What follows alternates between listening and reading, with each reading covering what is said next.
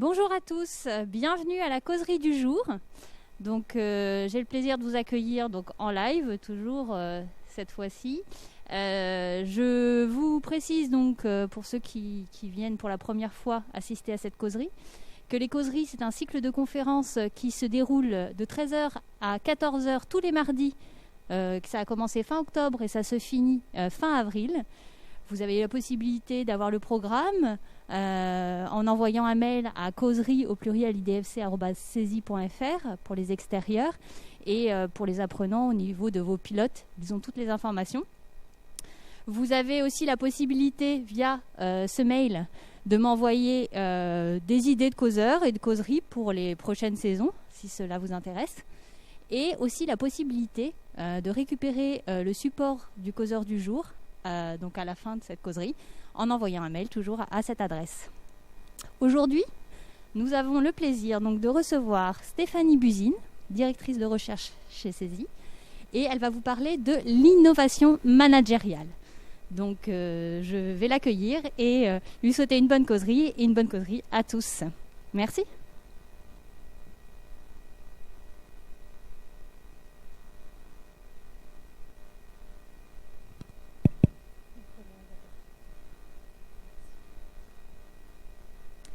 Merci Héloïse, bonjour à tous.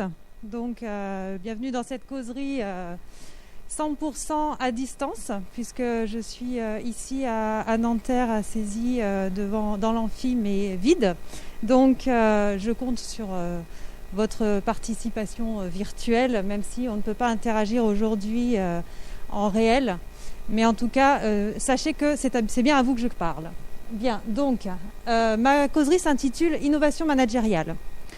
Alors, innovation managériale, si vous faites une petite recherche, sur Google, sur cette thématique-là, vous allez avoir une multitude de réponses et probablement ça ne va pas vous permettre de vous faire une idée précise et claire des grandes tendances d'innovation managériale aujourd'hui. Donc je vous ai mis sur ce nuage de points quelques exemples de ce que vous pouvez trouver en réponse à une recherche sur l'innovation managériale.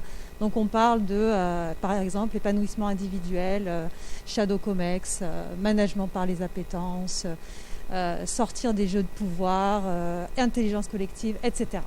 L'objectif de ma causerie aujourd'hui, ça va être de vous fournir peut-être 2-3 lignes directrices pour vous expliquer, pour que vous puissiez comprendre en quoi consiste l'innovation managériale, quelles sont les grandes tendances actuelles et supposer les grandes tendances du futur dans ce domaine-là. Alors, je vais commencer par des éléments dont vous avez sans doute déjà entendu parler plusieurs fois, mais qui constituent toujours des questions d'actualité pour les entreprises en général. En tout cas, nous, c'est ce qu'on ressent quand on discute avec nos partenaires entreprises. Ça reste une problématique importante aujourd'hui de notre société. Donc, cette problématique, c'est l'intégration des nouvelles générations en entreprise. Donc, il y a des clichés qui circulent sur les nouvelles générations, qu'on appelle les millennials. On dit aussi génération Y, en anglais génération Y. Vous verrez que cette notion de Y, elle a aussi un sens. Donc, les clichés qui circulent sur cette génération, c'est ce sont des individus qui sont, de manière générale, souvent insatisfaits, égocentriques, impatients, jamais contents et qu'ils partent de l'entreprise à la première difficulté. Donc ça, ce sont les clichés qui circulent. Maintenant, là, sur cette diapo, je vous donne quelques résultats issus d'une enquête qui a été réalisée en France par Manpower, Via Voice et les EcoStart. C'est une enquête qui date de 2017. Donc on peut supposer que les résultats sont toujours valables pour leur grande partie aujourd'hui. Et donc, c'est une enquête qui a été réalisée auprès d'un échantillon de 1003 personnes de 18 à 30 ans. Donc, c'est ça, la génération Y, les millennials, c'est cette génération qui a aujourd'hui 18 à 30 ans. Donc, quelques résultats issus de cette enquête. Premièrement, pour eux, le travail est vu comme une source d'épanouissement plutôt que comme une contrainte, à 55%. Le sens prime sur l'effort. Et ils seraient prêts à travailler plus si la mission est intéressante, à 76%. Donc pour interpréter ces résultats, comme je vous le disais tout à l'heure, ce sont probablement des choses que vous avez déjà entendues plusieurs fois, Là, ce que je vous propose, c'est de l'interpréter au regard de ce qu'on appelle la théorie de l'autodétermination. Donc c'est une théorie, c'est la théorie actuelle la plus acceptée par la communauté scientifique sur les questions de motivation. Donc pour vous simplifier cette théorie, je retiens juste les deux extrêmes du continuum de la motivation. Donc ce continuum qui oppose d'une part la motivation intrinsèque et d'autre part la motivation extrinsèque. Alors, ce que c'est la motivation extrinsèque, elle est focalisée sur ce que l'activité me permet d'obtenir, par opposition à la motivation intrinsèque qui est focalisée sur l'activité elle-même. Dans la motivation extrinsèque, on se pose la question, qu'est-ce que je vais gagner dans cette activité ou grâce à cette activité? Alors que dans une motivation intrinsèque, la question majeure, c'est quel sens cette activité a pour moi. L'objectif de la motivation extrinsèque, c'est la récompense ou l'évitement des punitions ou des sanctions, alors que l'objectif de la motivation intrinsèque, c'est la satisfaction personnelle ou le plaisir. Donc ici, dans la motivation extrinsèque, comme on se focalise sur les récompenses et les sanctions, eh bien le moteur, il est externe, c'est pour ça qu'on l'appelle extrinsèque. Ça dépend d'autrui, c'est autrui qui me délivre des récompenses ou des sanctions. Alors que dans la motivation intrinsèque, le moteur, il dépend de moi, puisque c'est ma satisfaction personnelle et mon plaisir. Personne ne peut le déclencher ou l'empêcher à part moi. Donc des exemples de motivation extrinsèque. Par exemple, obtenir une reconnaissance, donc faire une activité, notamment une activité professionnelle pour obtenir de l'argent, une reconnaissance, faire une action donnée pour éviter une sanction, etc. Des exemples maintenant de motivation intrinsèque, par exemple, pour les apprenants qui sont en ligne là. Si vous êtes inscrit dans une formation, eh bien ce serait par envie d'apprendre ou bien envie d'améliorer le monde grâce à ce que vous faites, ou envie, par exemple, dans le cas d'une activité artistique, envie de faire quelque chose de beau. Voilà, donc ça, c'est pour vous simplifier un petit peu, vous donner des points de repère sur ce qu'est la motivation intrinsèque et ce qu'est la motivation extrinsèque. Alors là, je souhaite vous raconter l'histoire d'une expérience qui a été faite dans les années 80, donc par Teresa Amabile. Cette expérience, elle illustre en fait l'impact du type de motivation, intrinsèque ou extrinsèque, sur la performance qu'on a dans une activité. Donc là, l'activité qu'on considère ici, que Teresa Amabile a considérée dans cette expérience, c'est une activité créative. C'est une expérimentation qu'elle a faite à l'université avec un échantillon de 72 étudiants qui étaient inscrits dans un programme qui s'appelle écriture créative. Donc l'écriture créative, ça prépare au métier, par exemple, de scénariste, d'auteur, de parolier, etc. Donc elle a pris des étudiants qui étaient inscrits dans cette formation et puis elle leur a fait faire l'expérimentation suivante. Alors, déjà, excusez-moi, elle a divisé cet échantillon de 72 étudiants en 3 groupes aléatoirement. Donc les individus sont tirés aléatoirement et sont affectés à une des 3 conditions suivantes. Soit on va essayer de activer chez eux la motivation intrinsèque, on va essayer d'activer la motivation extrinsèque, ou bien on a un groupe contrôle dans lequel on ne va pas chercher particulièrement à activer de type de motivation. La première étape de l'expérimentation, avant toute intervention de l'expérimentateur, c'est de demander à ces étudiants, l'ensemble de ces étudiants dans les 3 groupes, d'écrire un petit poème, donc un haïku, sur le thème de la neige. Donc ça, c'est pour mesurer en fait leur niveau de base en termes de créativité. Ensuite, dans la deuxième phase de l'expérience, une fois qu'ils ont fait ce premier exercice, donc dans le groupe de la motivation intrinsèque, on soumet les étudiants à un questionnaire dans lequel on leur demande de choisir, donc c'est un questionnaire à choix multiples, on leur demande de choisir quelles sont les raisons pour lesquelles ils ont choisi d'écrire, de faire un métier lié à l'écriture. Et donc, dans ce questionnaire à choix multiples, on ne va proposer que des motivateurs intrinsèques. Par exemple, j'aime écrire parce que ça me permet d'exercer ma liberté d'expression. J'éprouve du plaisir à écrire. J'aime lire mes propres productions. Ou bien, j'aime relever un défi. Donc ça, ce sont que des motivateurs intrinsèques. Et donc, les étudiants qui doivent hiérarchiser ces différentes raisons dans le questionnaire vont avoir à l'esprit uniquement des motivateurs intrinsèques. Dans le deuxième groupe, c'est le même principe de remplir un questionnaire et de hiérarchiser les raisons pour lesquelles on écrit, sauf que là, on n'aura le choix que dans des motivateurs extrinsèques. J'aime écrire parce qu'il y a une demande du marché vis-à-vis de cette activité. J'aime écrire pour impressionner mes profs, pour faire plaisir à mes parents, pour devenir riche, etc. Donc uniquement des motivateurs extrinsèques. Le troisième groupe, le groupe contrôle, n'est pas soumis à ce questionnaire. Troisième phase de l'expérimentation, on fait à nouveau faire à l'ensemble des participants un exercice d'écriture. Ils doivent à nouveau écrire un haïku, cette fois sur le thème du rire. Et enfin, dernière phase, toutes les productions de haïku sont évaluées par un jury qu'on va qualifier de compétents. Hein. Donc c'était évalué par des experts qui sont des poètes, etc. Pour évaluer le niveau de créativité de l'ensemble des haïkus qui auront été produits. Les résultats donc, sont visibles sur le graphique en bas. Dans la première phase, donc ici c'était l'écriture avant l'intervention de l'expérimentateur, on voit que les trois groupes ont un niveau de créativité équivalent. Donc ce qui montre qu'en fait nos trois groupes ils partent d'un même point de départ. Et à droite, on voit les résultats du niveau de créativité évalué par les experts, cette fois après l'activation de différents types de motivateurs.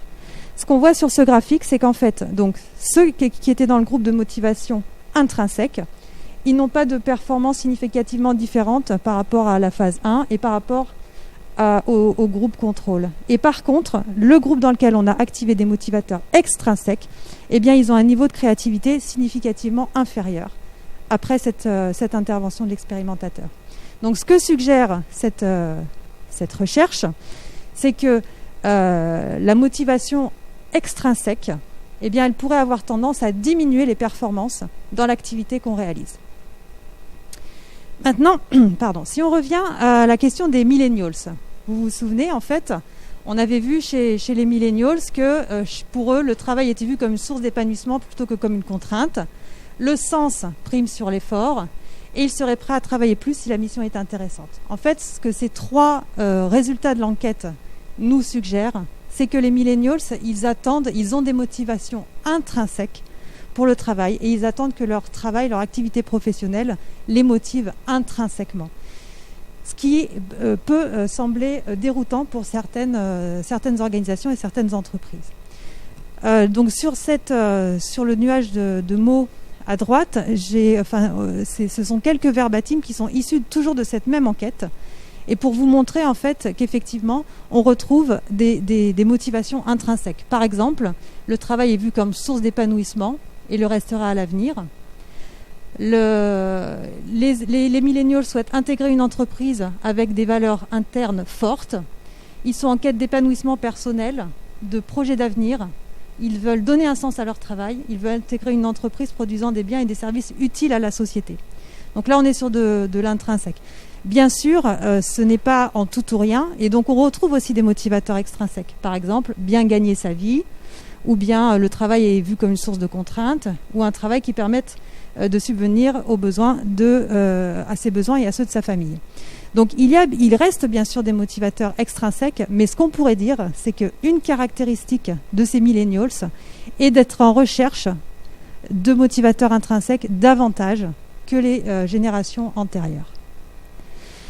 Cette enquête, elle avait été réalisée en France. Là, je vous donne quelques résultats qui sont issus d'enquêtes internationales pour vous dire qu'en fait, c'est une tendance mondiale aujourd'hui sur cette génération. Donc là, on a différentes sources d'études. Une étude de Deloitte en 2018 sur 12 300 répondants, toujours sur la même tranche d'âge, issue de 36 pays, et une autre enquête de 2017. Donc, ce qu'on retrouve à l'issue de ces enquêtes, de façon cohérente avec ce qui a été observé en France, c'est que le travail pour cette génération est vu comme une manière de se forger et de se construire sur le plan personnel plutôt que comme une obligation. Ils préfèrent ne pas quitter un job dans lequel ils se réalisent pour un salaire supérieur, c'est-à-dire que le critère de choix ne va pas être le niveau de salaire, mais va plus être la notion de est-ce que je me réalise ou pas dans cette activité. Et ils préfèrent travailler pour un employeur qui a un impact positif sur le monde à 70%. Donc, en conclusion de cette première partie, conclusion intermédiaire, ce qu'on peut supposer, c'est que cette génération des millennials, donc ils attendent en majorité plus de motivation intrinsèque que leurs aînés. Maintenant, la question qu'on peut se poser, donc ça c'est un fait, la question qu'on peut se poser maintenant, c'est est-ce que cette évolution, elle est normale? Est-ce qu'elle était prévisible? Est-ce qu'elle est cohérente? Est-ce qu'elle va changer dans le futur et d'où vient cette évolution.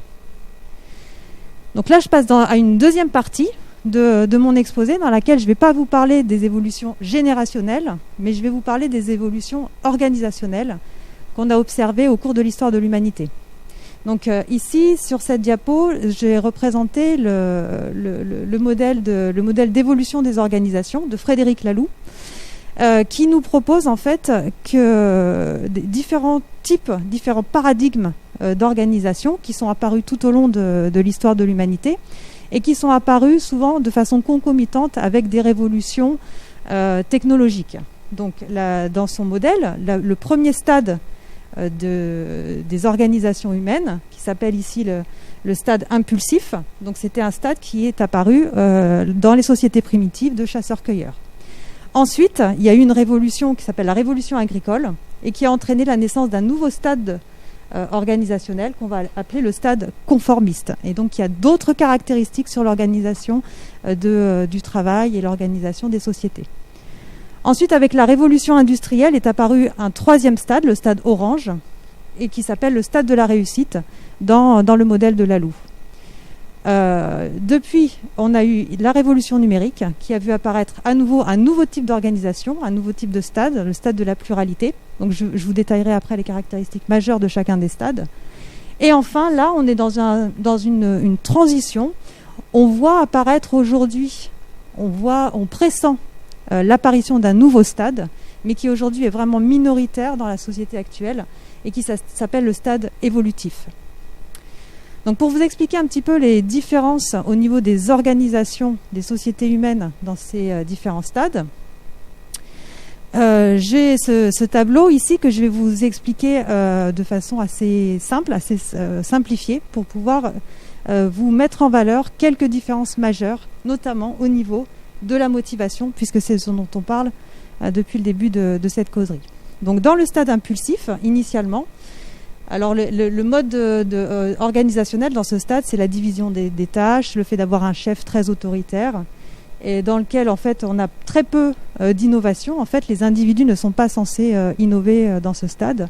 Et ici, en fait, en termes de type de motivation, on était dans un stade de survie, c'est-à-dire qu'en fait, la survie, elle est basée sur des besoins physiologiques, et du coup, on n'a pas ce qui exclut le focus de besoins psychologiques. Donc en fait, on pourrait parler ici d'absence de motivation, parce que la motivation, ça répond aux besoins psychologiques.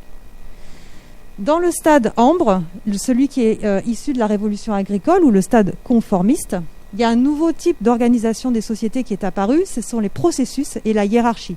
Donc dans ce stade ambre, la caractéristique, c'est de pouvoir organiser le travail de grandes populations. Dans le stade antérieur, là, le stade impulsif, c'était que des petits groupes d'une trentaine d'individus. Mais en fait, ce type d'organisation n'était pas capable de gérer ou de coordonner le travail de grandes populations. À partir de la révolution agricole, il y a eu des très grands projets menés par les sociétés humaines. Par exemple, la construction des cathédrales ou la muraille de Chine, les pyramides, etc. Et qui nécessitaient l'organisation de grandes populations. Donc ça a nécessité la mise en place de processus et d'une notion de hiérarchie, notamment hiérarchie pyramidale. Dans ce stade conformiste, ce qui prédomine, c'est l'obéissance aux règles. Et donc, en fait, ici, en termes d'innovation, on a un niveau très faible d'innovation, et c'est un stade dans lequel l'innovation n'est pas naturelle, puisque ce qui est important, c'est de respecter les règles. En termes de motivation, ici c'est pareil, on n'est plus sur des problématiques aussi critiques que la survie et les besoins physiologiques, mais c'est un stade dans lequel les motivations individuelles sont un peu étouffées par l'ensemble de l'organisation. Il n'y a pas vraiment de place pour l'expression des motivations individuelles. Ensuite, donc dans le stade de la réussite issue de la révolution industrielle, donc là c'est un stade en fait dans lequel la plupart des grandes entreprises qu'on connaît aujourd'hui se situent, le stade orange. C'est le stade dans lequel en fait on a besoin d'innovation, contrairement au stade antérieur où l'innovation n'était pas souhaitée et donc n'était pas encouragée. Ici en fait on a la notion d'innovation qui apparaît, la notion de croissance, et en particulier de croissance économique, Et ici, on pourrait qualifier en fait l'évolution de l'innovation à ce stade comme une innovation centrée sur les profits, ou visant les profits. Je dois préciser ici que c'est une vision qui est aujourd'hui la majoritaire dans le monde. C'est-à-dire que je vois bien quand on interroge comme ça des promos spontanément sur quel est l'objectif d'une entreprise. Il y a encore l'idée majoritaire qui circule, c'est une entreprise doit faire des profits, comme si c'était une fin en soi. Donc ça, c'est typiquement une réponse du stade orange. Et donc, comme je vous l'ai expliqué tout à l'heure, par rapport aux théories de la motivation, ça correspond à une motivation extrinsèque, centrée sur ce que l'activité me permet d'obtenir, quelle récompense me permet d'obtenir l'activité. Dans le stade vert, le stade de la pluralité issu de la révolution numérique, on voit un changement par rapport à cette notion d'innovation et cette notion de quel est l'objectif de l'entreprise. Ici, on va rechercher en fait, au-delà des profits, les profits sont toujours présents, évidemment. Sauf que les profits ne sont pas vus comme une fin en soi, mais les profits sont vus comme un moyen. Un moyen de quoi ? Dans ce stade, en fait, on voit l'apparition de la recherche de sens. Et donc, chaque entreprise dans ce stade va se positionner par rapport à un objectif au-delà des profits. Le profit, ce n'est pas le profit pour le profit, c'est le profit pour accomplir une mission, répondre à un besoin. Ici, on a un type d'innovation qui est centré sur l'individu. Alors, je vais vous expliquer un petit peu ce que ça veut dire. L'individu, ça peut prendre différentes formes au sein de l'entreprise. Soit l'individu, c'est mon client, soit c'est mon collaborateur, et en fonction des entreprises, on va positionner la priorité sur différents types d'individus. Mais en tout cas, l'individu, il me concerne toujours, il est toujours autour de moi, c'est toujours un individu identifié. Donc mon entreprise a pour objectif de répondre aux besoins de mes clients. Ou bien mon entreprise a pour objectif d'assurer le bien-être de mes collaborateurs. Donc l'individu apparaît et est central dans ce stade, et donc on est sur de la motivation intrinsèque, mais je dirais de la motivation intrinsèque un petit peu égocentrée. Mon client, mon collaborateur. Alors c'est déjà un stade très intéressant d'un point de vue évolutionniste, mais on reste toujours sur quelque chose qui est autour de soi et qui nous concerne directement. Le stade évolutif, donc il poursuit en fait dans cette même lignée. On voit qu'il y a toujours cette notion qu'on progresse sur l'échelle de la motivation. Et cette fois, en fait, dans le stade évolutif, on parle non seulement de sens, mais on parle au-delà du sens de la raison d'être. Donc c'est quelque chose qui prend encore plus de place et encore plus d'importance dans la stratégie de l'entreprise, qui n'est pas simplement un étage qu'on ajoute dans la stratégie de l'entreprise, mais qui guide au contraire l'ensemble des activités, l'ensemble des choix et des décisions de l'organisation. Donc ici, on parle de raison d'être. Donc dans ce stade, le type d'innovation est tourné vers la société. Et cette fois, on est toujours sur de la motivation intrinsèque, mais de la motivation intrinsèque qui va être altruiste, tournée vers l'extérieur. Contrairement au stade vert dans lequel la motivation était intrinsèque, mais plutôt centrée sur mes clients ou mes collaborateurs. Je vous présente de façon complémentaire un modèle qui est issu de la culture japonaise. Donc le concept au cœur de ce modèle, il s'appelle l'ikigai. Ikigai, en fait, alors c'est toujours compliqué de traduire des mots japonais parce qu'au-delà des mots, en fait, ça traduit différentes philosophies. Mais en fait, ikigai, c'est souvent traduit par ces mêmes notions de raison d'être et de sens de la vie, purpose in life. Donc on a cette notion de raison d'être qui apparaît également de façon forte, et dans la culture japonaise, voilà comment c'est vu. L'ikigai, en fait, c'est un état qu'on peut atteindre si on réussit à rassembler 4 dimensions, donc qui sont symbolisées ici par les 4 disques du schéma. Donc d'une part, il y a ce pourquoi on est payé, qui est dans le disque du bas. À gauche, c'est ce pourquoi on est doué, qui parfois donc Si possible, il y a une intersection entre les deux, mais pas toujours. On peut très bien être payé pour quelque chose pour lequel on n'a pas forcément de talent, et on peut très bien avoir un talent et l'exercer sur quelque chose pour quoi on ne va pas être payé. Le troisième disque, c'est ce que vous aimez. Encore une fois, il y a une intersection possible avec les précédents disques, mais pas nécessaire. Et enfin, le disque de droite, c'est ce dont le monde a besoin. Donc ici, on voit, de la même manière, on voit ressortir différents types de motivations. On a les motivations extrinsèques qui sont bien présentes en bas. Les motivations, alors dans le modèle, ça s'appelle la motivation introjectée, mais ça, je l'ai pas développé aujourd'hui, donc qui correspond à ce pourquoi on est doué. La motivation intrinsèque, ce qu'on aime. Et enfin, la motivation intrinsèque altruiste, comme je vous l'ai présenté dans le schéma précédent, qui correspond à ce dont le monde a besoin. Et si on réussit à avoir une intersection entre ces 4 disques, eh bien, c'est ce qu'on appelle l'atteinte de l'ikigai. Donc, on peut très bien atteindre son ikigai dans n'importe quel type d'organisation. Même dans une organisation ambre, je ne vais pas forcément développer d'exemples aujourd'hui, mais en tout cas, n'importe quel individu, dans l'absolu, peut atteindre son ikigai.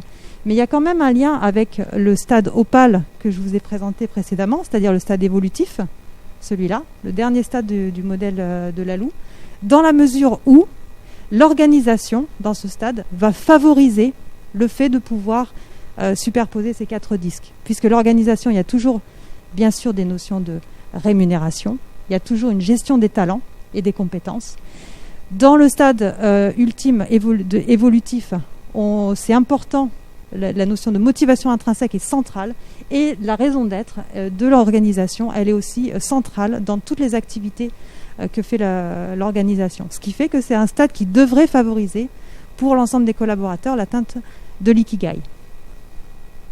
Donc en conclusion de cette deuxième partie de l'exposé, ce qu'on voit, c'est que, donc, pour revenir sur le début, on voit que les évolutions générationnelles sont en faveur de plus de motivation intrinsèque. On voit aussi dans cette deuxième partie que les évolutions organisationnelles vont dans le même sens. C'est-à-dire qu'en fait, les organisations dans l'histoire de l'humanité ont progressé petit à petit vers plus de motivation intrinsèque, et on peut supposer que c'est un mouvement qui va se poursuivre dans le temps. Maintenant, la question suivante qu'on doit se poser, c'est qui doit orchestrer le changement, donc notamment le changement dans l'évolution des organisations, et qui doit porter ce changement. Donc là, on arrive maintenant sur le rôle du leader au sein de l'organisation. Alors, cette première diapo pour vous expliquer aussi l'importance de la notion de leadership à nouveau pour les jeunes générations. Donc c'est un résultat qui est issu de la même enquête, une des enquêtes que je vous ai présentées tout à l'heure, donc l'enquête internationale qui a été réalisée en 2018 par Deloitte, et qui montre qu'effectivement pour ces jeunes générations, les millennials, la place du leader est centrale. Le leader, il doit être source d'inspiration et porteur de valeurs fortes. Donc il y a une importance particulière de cette figure du leader. Donc ce que montre ce graphique ici, c'est que donc, les millennials ont été amenés à évaluer si différents types de leaders, quel était l'impact positif ou négatif de différents types de leaders. Et donc notamment des leaders d'ONG, des leaders d'entreprises à profit, des leaders religieux, donc ça c'est quelque chose qui ne nous parle pas trop en France, mais bon, qui est présent dans d'autres cultures, et puis des leaders politiques. Et donc ce qu'on voit, c'est que les jeunes générations accordent, voient un impact positif, très positif, potentiel, de ce type de leaders, des leaders des ONG et des organisations non lucratives par rapport aux autres types de leaders, et ceux qui sont évalués comme ayant l'impact négatif le plus probable sont les leaders politiques. Donc il y a cette importance du leader et du leader de l'organisation pour les jeunes générations. Là, je vous fais encore une petite parenthèse pour vous parler de la culture française. Le rôle du leader, il va tendre à être encore plus important, encore plus critique dans la culture française. Ici, donc, ce sont les travaux sur les profils culturels réalisés par Gert Hofstede. Donc c'est vraiment le chercheur qui est le plus reconnu dans ce domaine de l'analyse des profils culturels. Et donc, Hofstede a identifié 6 dimensions fondamentales pour définir les profils culturels à travers le monde. Une de ces dimensions, je ne vais pas toutes les énumérer, mais une de ces dimensions, en anglais ça se dit power distance, en français on traduit par distance hiérarchique. Donc cette dimension de distance hiérarchique, on voit à droite sur le graphique le positionnement de différents pays vis-à-vis de cette dimension de distance hiérarchique. Et ce qu'on voit, c'est que en France, on a une distance hiérarchique assez élevée.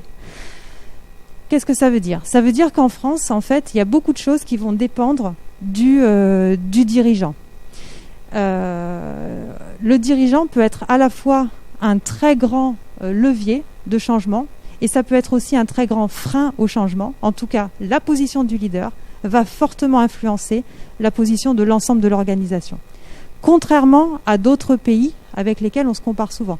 On se compare souvent à l'Allemagne, par exemple, au Royaume-Uni, aux États-Unis, qui sont des pays dans lesquels la distance hiérarchique est beaucoup plus faible. Ça veut dire que dans ces pays, on peut imaginer que le changement puisse venir de l'ensemble de l'organisation, de la base, etc. C'est cohérent avec le profil culturel de ces pays-là.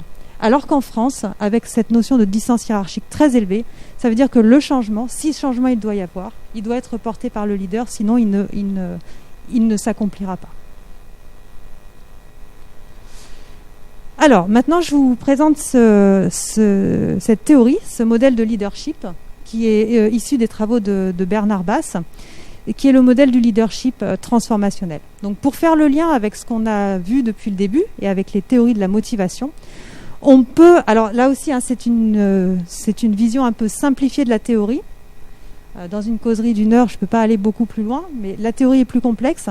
Mais pour la simplifier, on pourrait mettre en regard, en relation, les différents types de motivation, la motivation intrinsèque et la motivation extrinsèque, avec différents styles de leadership. Le leadership transformationnel et le leadership transactionnel. Alors, le leadership transactionnel, c'est celui qui correspond à la motivation extrinsèque. C'est le leader qui va appuyer sur des motivateurs extrinsèques pour motiver ses troupes. C'est un leader qui détient son pouvoir du fait que c'est lui qui détient les récompenses et les sanctions. Donc par exemple, le leader transactionnel, c'est celui qui va fixer des objectifs, notamment des objectifs à court terme. Voilà, à la fin du mois, tu dois avoir fait ça, à la fin de l'année, tu dois avoir fait tel chiffre, et qui va monitorer ses équipes en fonction de ces indicateurs à court terme. Tu as fait ton chiffre, c'est bien. Tu as fait plus que ton chiffre, je te délivre une prime. Tu as fait moins que ton chiffre, peut-être que tu vas avoir une sanction.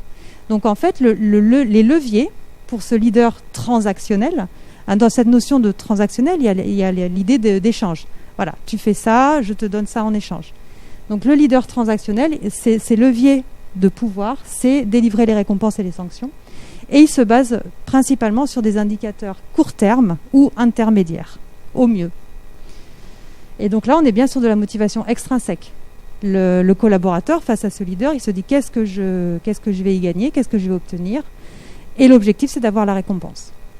Alors que le leader transformationnel ne va pas détenir son pouvoir du fait qu'il a les récompenses et les sanctions, il détient son pouvoir du fait de sa force de conviction vis-à-vis de quoi ? Eh bien vis-à-vis des valeurs, des finalités et des missions de l'organisation et des collaborateurs. Donc le leader transformationnel, lui, au contraire, il va chercher à activer, et il va activer par son comportement des motivateurs intrinsèques.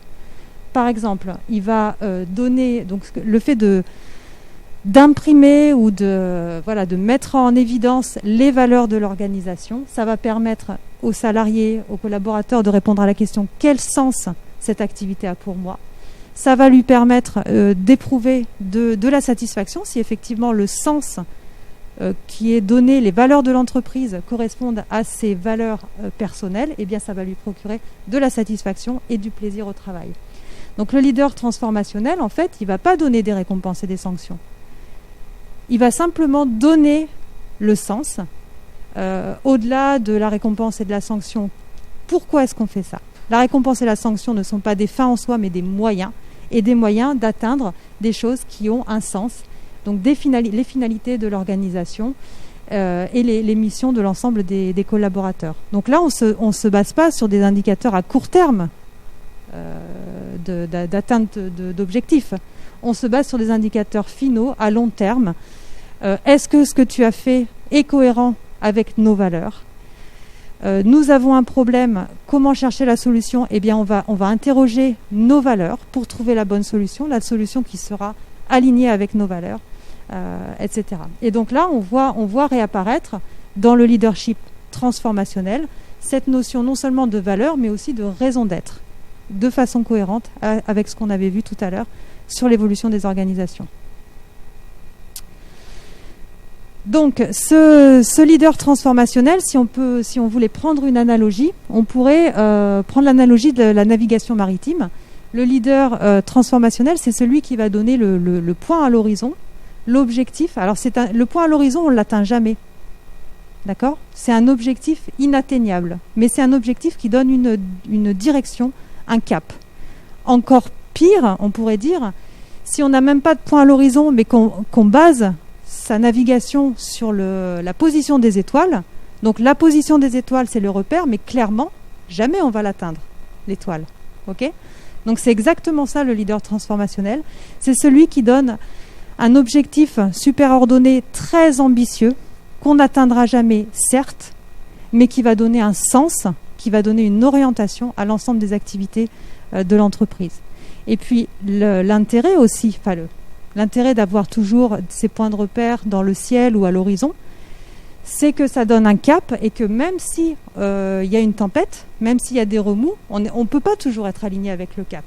Parce que des fois, il y a la tempête. Donc on est obligé de prendre des détours et d'affronter la tempête. Mais on sait quand même où on va et on sait qu'une fois que la tempête sera passée, on pourra retrouver notre orientation, notre direction globale. Donc ça, c'est typiquement la notion de leader transformationnel, à l'inverse du leader transactionnel qui, lui, va naviguer à vue. Il ne va pas donner le point à l'horizon, ni l'étoile dans le ciel. Il va simplement dire, tiens, là, il y a une vague qui vient à droite, donc vous allez barrer dans ce sens-là, là, vous allez, etc. Vous devez aller dans cette direction, même s'il y a une tempête. Donc là où on est sur des indicateurs à court terme. Les effets, donc il y a beaucoup de littérature scientifique sur les effets de ce leadership transformationnel. Là, je vous ai mis sur la diapo des références bibliographiques, non pas pour que vous alliez nécessairement les lire, mais simplement pour vous montrer qu'il y a beaucoup de travaux qui ont été publiés sur ce style de leadership.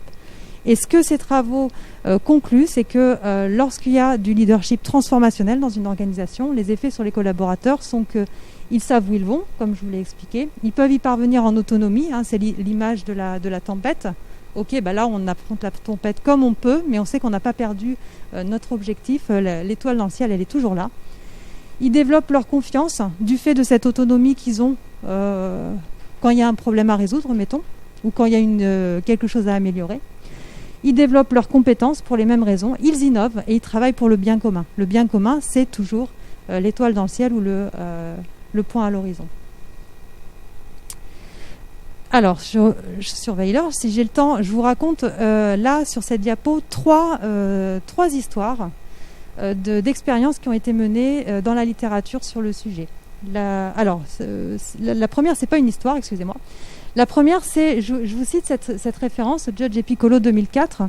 Ce sont deux chercheurs qui ont rassemblé à ce stade, à cette époque, en 2004, ils ont rassemblé l'ensemble de la littérature sur le domaine et ils ont fait ce qu'on appelle une méta-analyse. Donc ils ont mis tous les résultats ensemble et ils ont essayé de retrouver, de recalculer les constantes sur l'ensemble de ces publications scientifiques. Donc leur méta-analyse, du coup, elle porte sur plus de 22 000 participants. Et elle montre qu'il y a effectivement une corrélation qui a été vraiment consolidée sur l'ensemble de ces recherches, une corrélation entre le leadership transformationnel et la satisfaction et la motivation des collaborateurs. Donc on est bien aligné avec ce qu'on cherche depuis le début. On cherche de la motivation on cherche de la motivation intrinsèque, on cherche à faire évoluer l'organisation, et bien le style de leadership transformationnel semble adapté pour ça. La deuxième recherche que je voulais évoquer aujourd'hui, c'est une recherche qui montre qu'en fait, on peut devenir un leader transformationnel. Ce n'est pas quelque chose qu'on a en soi ou pas. Donc dans cette recherche, l'équipe a travaillé avec 20 managers. Donc c'était 20 managers issus d'une entreprise dans le domaine de la finance. Et donc ils ont pris ces 20 managers et ils les ont entraînés pendant 6 mois pour qu'ils développent un style de leadership transformationnel. Et ensuite, après les 6 mois, ils ont mesuré à moyen terme les effets sur les collaborateurs. Et ce qu'ils ont constaté, c'est que ça avait engendré une augmentation de l'engagement des collaborateurs et également de la performance financière de l'entreprise. Donc ça, c'est un point qui est important. Parce qu'on pourrait dire le fait d'appuyer sur la motivation intrinsèque, ça va diminuer le focus sur la motivation extrinsèque et donc ça va peut-être mettre en danger financièrement les résultats de l'entreprise.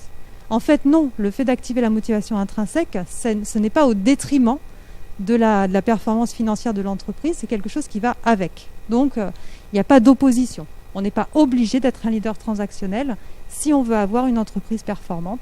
Et si on est un leader transformationnel, eh bien, ça ne va pas se faire au détriment de la performance de manière générale de l'entreprise. Le troisième exemple de recherche, ça concerne cette fois le leadership transformationnel, mais en dehors des activités de management. Parce qu'en fait, le leadership, ça peut s'exercer par tout le monde, à tous les niveaux de l'entreprise, de l'organisation, même dans la vie quotidienne, et pas nécessairement quand on a une position de manager. Donc là, sur cette expérience, c'est une expérience qui a été faite avec des étudiants, donc 159 étudiants, et l'exercice qui leur a été proposé, à nouveau, c'était un exercice de créativité. Donc ça, c'est une expérience qui date de 98. Donc on a 159 étudiants, on les divise en 2 conditions. Dans une condition, on leur donne l'exercice de créativité, le briefing, sous forme transactionnelle.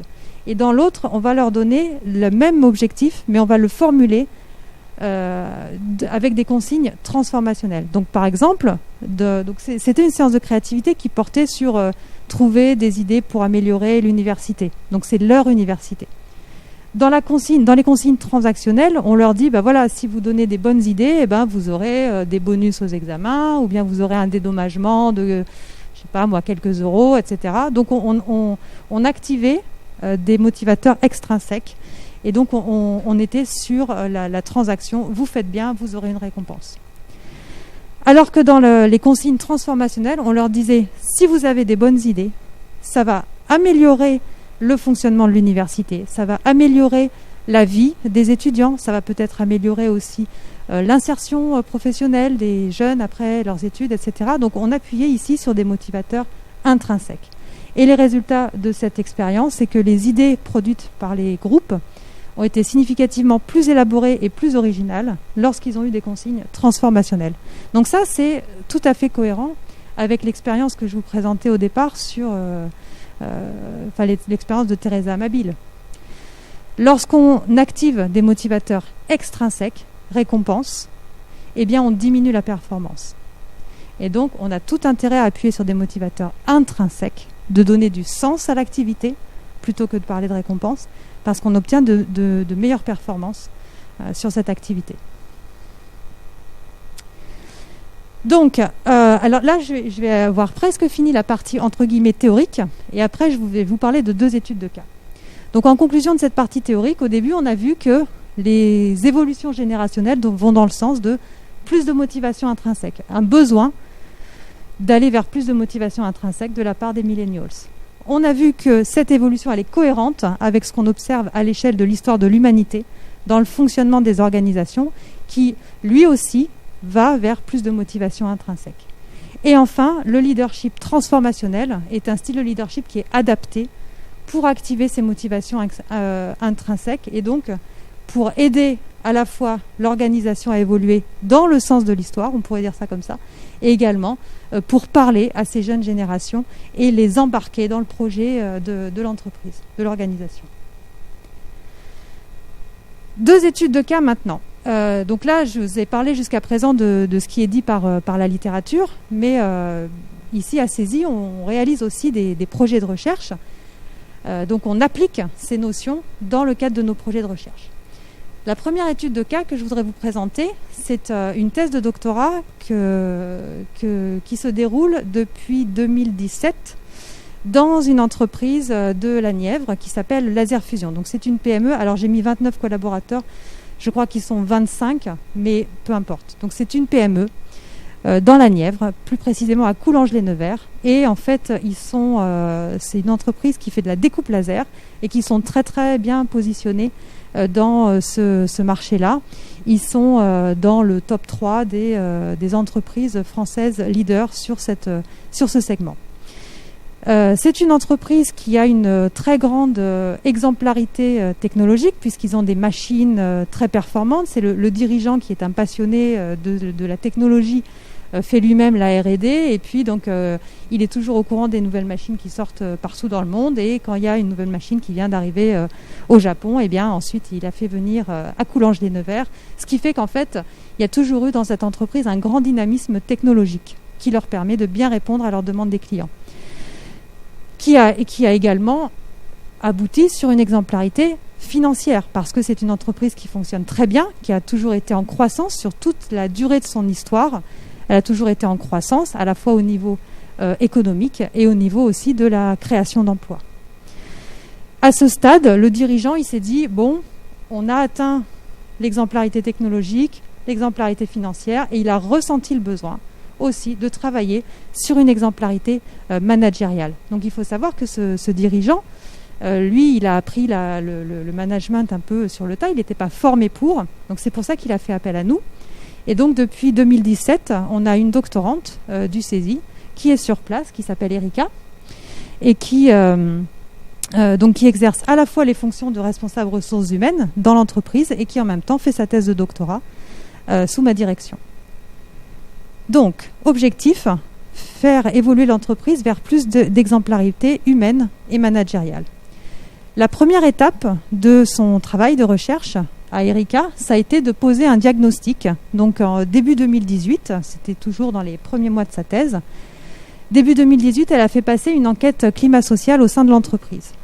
Là, je vous donne quelques résultats. Donc voilà les dimensions qu'on a mesurées, notamment la dimension de leadership, la stratégie, les ressources de l'entreprise, le confort matériel, l'esprit d'équipe, etc. On a mesuré toutes ces dimensions. On a mesuré également l'engagement au travail des collaborateurs. Et ensuite, on a fait un modèle de régression multiple pour essayer de trouver parmi ces dimensions quels sont les prédicteurs de l'engagement au travail. Donc voici les résultats de ce diagnostic qui a été mené en 2018. On a trouvé 5 prédicteurs de l'engagement au travail dans cette population. 2 prédicteurs négatifs et 3 prédicteurs positifs. Donc je vais commencer par les prédicteurs positifs. Par exemple, l'ouverture sociale de l'entreprise. En fait, comme c'est une entreprise qui est située dans la Nièvre, dans une région qui est un petit peu sinistrée économiquement, dans laquelle il n'y a pas beaucoup d'emplois, c'est pas une ville universitaire, etc. Donc le niveau de qualification, il n'est pas très élevé, enfin il est moins élevé que dans d'autres régions. Le fait que l'entreprise dans cette région, soit toujours en croissance et crée de l'emploi et alimente les activités économiques. Donc ça c'est un point fort en termes d'ouverture sociale. Donc on a un score sur cette dimension d'ouverture sociale, on a un score fort, et c'est un prédicteur positif de l'engagement des collaborateurs au travail. Donc ça, on n'y touche pas. C'est un point fort. Deuxième point fort, le confort matériel, comme je vous le disais, l'environnement technologique. Le score est très élevé et c'est un prédicteur positif de l'engagement au travail. Donc on s'appuie là-dessus. On a également un prédicteur positif qui est apparu, c'est le dialogue au sein de l'organisation. Malheureusement, donc le dialogue est un prédicteur positif, mais on a un score qui est faible au sein de l'entreprise. Donc là, on a décidé avec Erika de mettre un plan d'action pour essayer d'améliorer en fait la situation vis-à-vis du dialogue au sein de l'organisation. Et puis on a eu aussi 2 prédicteurs négatifs qui sont apparus. Le leadership, qui est apparu être un prédicteur négatif de l'engagement, et donc on a décidé de mettre en place également un plan d'action. Et enfin, quelque chose qui n'était pas attendu du tout, on a mesuré la clarté de la tâche, à quel point est-ce que les collaborateurs, leurs missions sont claires, leurs périmètres d'action sont clairs. Donc là, la clarté de la tâche, elle a été mesurée comme forte, c'est-à-dire que c'est très clair pour chacun ce qu'il a à faire dans l'entreprise. Sauf que c'est un prédicteur négatif de l'engagement. Donc là également, on a mis en place une intervention pour essayer de lever ces freins. Voilà, les 3 points qu'on a identifiés les deux prédicteurs négatifs et le prédicteur positif qui est trop faible, on a mis en place un plan d'action. Donc, sur la partie leadership, on a souhaité, vous l'avez sans doute compris, on a souhaité accompagner le dirigeant vers un style de leadership qui serait plus transformationnel. Et donc pour ça, on a fait travailler le leader le dirigeant, on l'a fait travailler sur la raison d'être. Sa raison d'être à lui personnelle, lorsqu'il a créé cette entreprise et dans son activité de direction de l'entreprise, et du coup la raison d'être de l'organisation en tant que telle. Donc on l'a fait travailler sur ses valeurs personnelles, professionnelles, sur la raison d'être de l'entreprise. Il y a eu tout un processus d'accompagnement. Et ensuite, une fois qu'on a eu la formulation d'une raison d'être, on a mesuré si les collaborateurs adhéraient à ces valeurs et si ça correspondait à la vision qu'ils avaient de l'entreprise. Alors, pour formuler en fait les valeurs de l'entreprise, on a utilisé cet outil, le Golden Circle, dont vous avez peut-être déjà entendu parler. L'objectif était d'identifier le why, le why, le pourquoi de l'activité, le pourquoi de l'entreprise, ou autrement dit sa raison d'être. La formule qui en est ressortie après ce travail, c'est une formule qui peut vous sembler un peu simple, voire simpliste. Chez Laser Fusion, tout est possible. Mais en fait, c'est une formule qui est forte pour l'ensemble des collaborateurs et qui a du sens. Chez Laser Fusion, tout est possible. Ça reprend en fait les deux grands points forts de l'entreprise. Le point de fort technologique, de dire oui, tout est possible. On peut répondre à vos besoins les plus inédits. On est capable, on est très fort, très bien positionné sur le marché. Donc tout est possible technologiquement. Et ça reprend aussi le point fort de l'ouverture sociale. Tout est possible. Oui, on peut créer de l'emploi. Oui, on peut créer de la croissance dans une région qui n'est pas la plus favorisée économiquement, en termes de niveau de qualification, etc. Donc cette formule, elle a vraiment du sens pour les collaborateurs. Ça, c'était la partie leadership. Ensuite, il fallait intervenir sur la clarté de la tâche. Vous vous souvenez, en fait, le problème, c'est que si on a des tâches trop clairement identifiées, on avait constaté que c'était un prédicteur négatif de l'engagement. Donc, Erika, en tant que responsable ressources humaines, elle a fait un travail de refonte de l'ensemble des fiches de poste de l'entreprise et elle a intégré dans ces fiches de poste cette fameuse raison d'être. Autrement dit, si je vous donne l'exemple d'un opérateur de maintenance machine, avant, ses missions principales, c'était assurer la disponibilité des machines, effectuer la maintenance préventive, la maintenance corrective. Et maintenant, dans ses missions principales, il y en a une nouvelle qui est apparue, c'est contribuer à montrer que chez Laser Fusion, tout est possible. Et ça, en fait, ça augmente, déjà ça réintègre le sens dans les missions principales des collaborateurs, premièrement.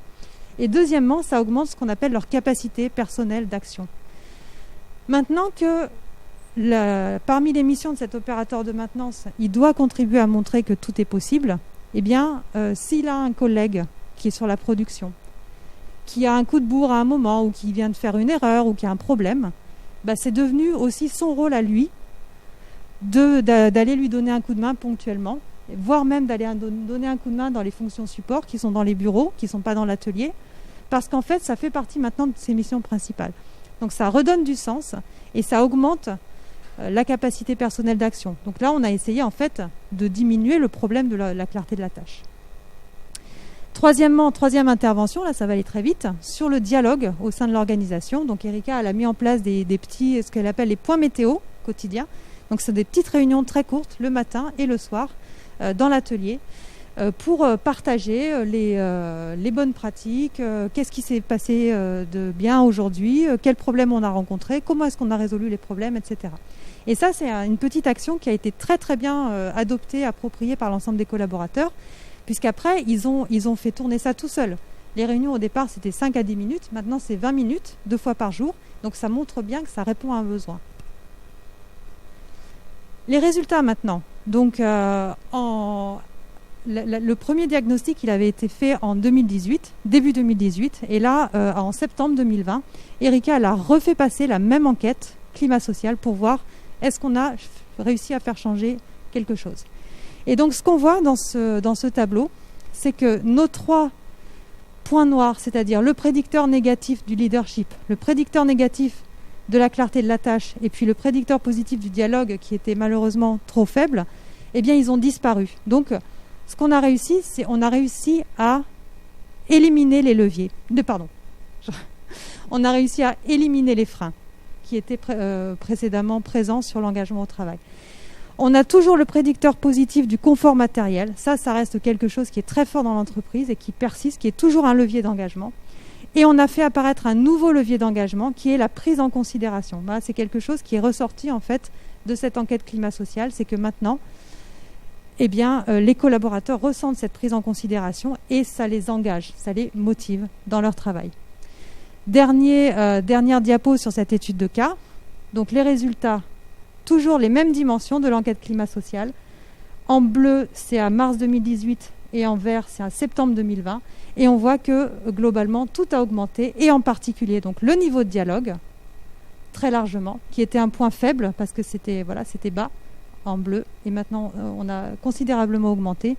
La prise en considération, la liberté d'expression, la notion de ressources. Bon, ça, c'est pas dû à nous, hein. C'est du fait de la crise sanitaire et qu'il y avait une bonne trésorerie, il n'y a pas eu d'impact sur l'emploi, donc ça, c'est ressorti comme très fort. Le confort matériel et la sécurité, donc c'est toujours très fort. C'était déjà un point fort et c'est encore plus fort aujourd'hui. Et l'engagement au travail a lui aussi augmenté significativement entre 2018 et 2020. Il me reste quelques minutes pour vous présenter très rapidement la deuxième étude de cas que je voulais évoquer avec vous. J'irai plus rapidement. Donc c'est aussi une thèse de doctorat qu'on réalise avec la SNCF, donc avec Mégane, qui est là sur la diapo, et qui vise en fait l'introduction de la robotique dans la maintenance ferroviaire. Donc avec des illustrations ici de ce que c'est la robotique dans la maintenance ferroviaire. Je reviens sur ce modèle de l'ikigai que je vous ai montré tout à l'heure. Jusqu'à présent, l'intégration de la robotique dans l'industrie du futur en général, ça se faisait principalement sur ces notions, sur les deux disques du bas. En fait, l'intégration de la robotique aujourd'hui dans l'industrie 4.0, on pourrait dire ça comme ça se fait sur des critères de performance. Voilà pourquoi on introduit la robotique. On prend en compte les compétences. Vous inquiétez pas, on va vous former dans ces nouveaux métiers. On va faire évoluer vos métiers. On va donc prendre en charge vos compétences. La santé et la sécurité, si on intègre de la robotique, c'est pour éviter des risques, éviter des dangers, ne pas mettre en danger les collaborateurs. Mais jusqu'à présent, en fait, il y a très peu ces questions de ce que vous aimez dans votre activité, de ce qui vous motive intrinsèquement et de ce dont le monde a besoin. C'était très peu présent dans l'ensemble des projets d'intégration de la robotique dans l'industrie du futur. Donc le parti pris de cette thèse de doctorat, c'est vraiment de prendre justement une vision totalement nouvelle pour intégrer la robotique. Ce qu'on cherche à faire dans cette thèse avec la SNCF, c'est à qualifier, définir, mesurer les motivations intrinsèques individuelles des opérateurs de maintenance et aussi les motivations collectives du service, voire de l'organisation de la SNCF. Pour que la robotique ne soit pas que au service de la santé, sécurité, performance, mais que la robotique soit aussi au service du sens du travail individuellement et du sens du travail au niveau collectif. Je vous donne juste un exemple, puisqu'il me reste une minute. Imaginez un opérateur de maintenance ferroviaire qui doit mettre sa vie en danger. Il doit aller dans un tunnel, faire une réparation parce qu'il y a un train en panne. Il y a 200 000 voyageurs qui sont bloqués. L'opérateur, il doit aller dans le tunnel. Quelque part, la prise de risque, ça fait partie du sens du travail pour lui. C'est comme un pompier. La prise de risque, ça fait partie du sens du travail. Si aujourd'hui, on lui dit « Toi, tu vas rester au bureau, on va envoyer un robot parce que c'est beaucoup trop dangereux », on lui enlève une partie du sens du travail. Donc c'est l'objectif pour nous, c'est de définir ses motivations individuelles, ses motivations collectives et de faire en sorte que la robotique ne vienne pas diminuer ce sens du travail, mais qu'elle soit au contraire au service du sens du travail. Voilà, donc en conclusion, le mot de la fin, on est parti d'une notion d'innovation managériale qui est multiforme, on ne sait pas trop finalement de quoi il en retourne, et moi ce que je vous propose c'est de retenir 3 points. Les motivations, l'augmentation des motivations intrinsèques dans les nouvelles générations, l'augmentation des motivations intrinsèques dans les organisations, dans le sens de l'histoire, et enfin la notion de leadership transformationnel qui peut porter ces évolutions. Voilà. Je vous remercie pour votre attention. J'ai quand même... Merci beaucoup Stéphanie. Nous allons pouvoir donc conclure cette causerie du jour. Nous allons... on a une question mais on n'a plus de temps, désolée. Donc la semaine prochaine, nous avons une causerie sur la transition écologique. Est-elle un atout pour la réindustrialisation française ? Présentée par Guénaël Guillemot, directeur de l'Institut. Et donc nous attendons nombreux. N'hésitez pas, donc, comme je vous l'ai précisé, si vous avez des questions spécifiques, à envoyer un mail à causerie@idfc.cesi.fr. Pour les promotions, si sur une promotion vous êtes tous intéressés, plutôt le pilote m'enverra cette demande pour le PPT, pour récupérer le PPT. Merci beaucoup Stéphanie d'être venue aujourd'hui. Je sais que les conditions sont un petit peu particulières et pas très faciles. Et puis nous vous attendons la semaine prochaine aussi nombreux. Bon après-midi à tous et puis prenez soin de vous. Merci.